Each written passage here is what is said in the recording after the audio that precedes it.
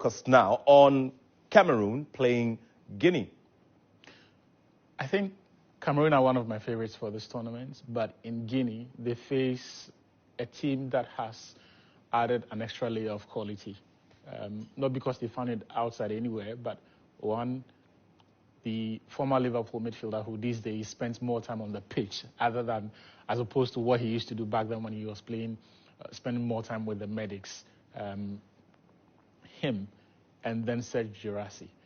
If you go back to the last 3 AFCON appearances of Guinea, they are one of the most exciting teams to watch. But that killer instinct, that extra layer of quality that allows them to convert those chances, goal-scoring opportunities into goals, convert that draw into a win, is something that they have not had. In Naby Keita, they have got perhaps a midfielder of world-class potential who unfortunately has not had a clean bill of health to play. In the last 2 years, we've seen him become a completely different monster in the national team. And that's how come they've been able to come this far and perhaps have a bit more credibility to them. Because in terms of the brand of football, in terms of the identity that they have got, it is not too dissimilar from the football that we've seen them play over the years. They are just able to, these days, put games away. And if you look at Girassi, he may be, half a season wonder like some people are referring to him, but when it comes to the AFCON, you don't really need a big reputation. You just need that work ethic and then the quality. But the work ethic is enough. And he's one player that I think is going to have a very good tournament. However, they are going against a team that has been forged in adversity. Sebastian Bassong a few weeks ago was saying that if all seems well with Cameroon, we should write them off because theirs is a country that was forged in adversity, that was created in chaos, and that this is exactly the sort of environment that they thrive in. My only disappointment is how they've tolerated the Andre Onana nonsense. I mean, for a country that has been blessed with as many great goalkeepers as Cameroon have, I cannot for the life of me imagine Antoine Bell, Jack Songo. I cannot. I mean, there was a point Cameroon had to deliberately drop one of their goalkeepers because the two of them could not coexist in the national team. And yet, they are tolerating so much disrespect from potentially the least talented of the Cameroonian goalkeepers I have seen. Which makes no sense. And it's not as if this is happening at a time when Onana was at the peak of his powers. Or is among even... And you have a Mo Salah from Liverpool who's there from day one. Liverpool are in a title contest. But Salah says, this is the AFCON. It's the most important thing for me. He's shown up.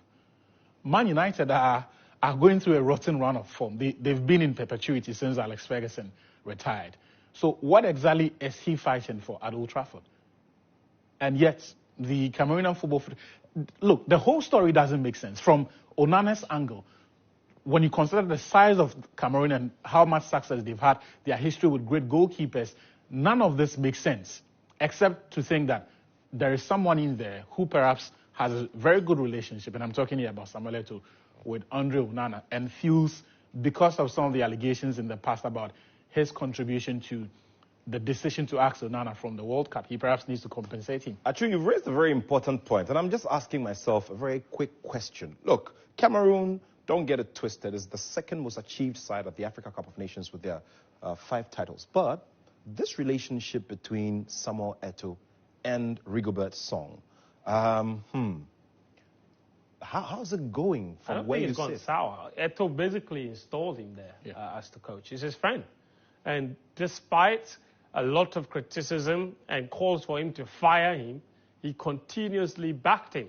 He went to the World Cup. They didn't qualify the group out of the group stages, but they beat Brazil. Beat Brazil and couldn't qualify. A big pride in that. In fact, I think they only narrowly missed out on goal difference or something like that, because they shouldn't have lost to Switzerland, that game that they lost. And then they drew the other game, and then they beat Brazil. But I think, we'll see. I don't necessarily think that Song was previously in charge of the local national team, and then the U23s before he took over the Indomitable Lions. So he's got a bit of coaching experience, but I don't think at the moment he's the most talented. But I think they've looked at the Ali Cisse example, and they're thinking, if one Rastaman can achieve it across West Africa, another can do it here. That definitely was on a very, very light note.